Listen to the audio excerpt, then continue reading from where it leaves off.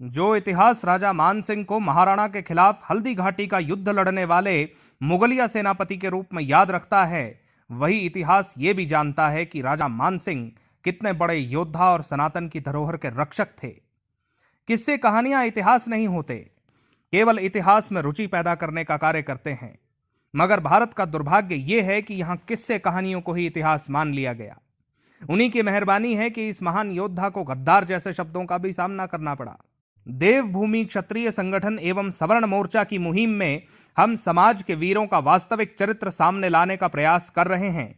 इस कड़ी में आज बात होगी एक और क्षत्रिय कुल गौरव की, आमेर के राजा मान सिंह। 21 दिसंबर 1550 को जन्मे, सारी उम्र अपने पिता के वचन का मान रखने के लिए मान सिंह मुगलों की तरफ रहे, क्योंकि इनके पिता राजा भगवंत दास ने 1562 में अकबर से संधि कर ली थी। 12 वर्ष की आयु से अपनी मृत्यु तक लगातार युद्ध में रहने वाले इस वीर ने 52 वर्ष की अवधि में 77 युद्ध लड़े और लगभग सभी जीते। अफगानिस्तान से लेकर बंगाल तक अपना पराक्रम दिखाने वाले इस रामचंद्र के वंशज ने कभी अपने धर्म से गद्दारी नहीं की। बंगाल के एक बड़े सूफी शाह दौलत ने मान सिंह को न्योता देते हुए कहा कि भारत का बादशाह बनने के लिए जिन गुणों और प्रतिभाओं की जरूरत है वो आप में पूरी हैं। बस एक कमी है कि आप मुसलमान नहीं हो। यदि आप मुसलमान बन जाओ तो हम सब आपको बादशाह मान लेंगे। मगर राजा मान सिंह ने सनातन से मुंह मोड़ने को इनकार कर दिया।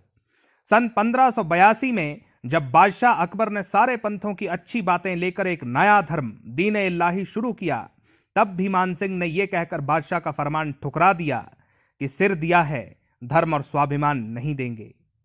भारत के जिस हिस्से में इनकी गद्दी बैठी, वहां मंदिरों के निर्माण कार्य में तेजी आई।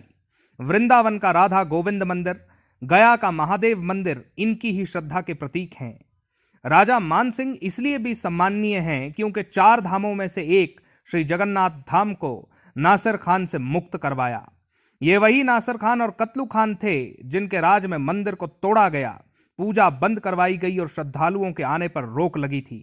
4 अप्रैल 1592 को पूरा क्षेत्र अफगान आक्रांताओं से मुक्त करवाया गया।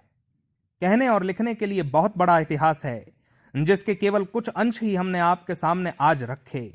भारत के धूर्त इतिहासकारों ने इन महान क्षत्रिय वीरों को भ्रष्ट कर उन लोगों का महिमा मंडन किया जिन्हें न तलवार पकड़ने की समझ थी, न राज्य करने का पूरा ज्ञान। हल्दी घाटी का अनकहा सत्य यह है कि उस युद्ध में 2 महाबली क्षत्रिय महाराणा प्रताप और राजा मान सिंह टकराए थे, इसलिए वो युद्ध स्मरणीय बना। अन्यथा मुगल सेनापति आसफ खान ने तो आंखें और नाक बंद करके तीर भाले चलाने का आदेश दिया था। आशा करते हैं कि आज की प्रस्तुति से आपने कुछ सीखा होगा। सभी से निवेदन है कि आप अपने वीरों का इतिहास अवश्य पढ़ें। जय मां भवानी।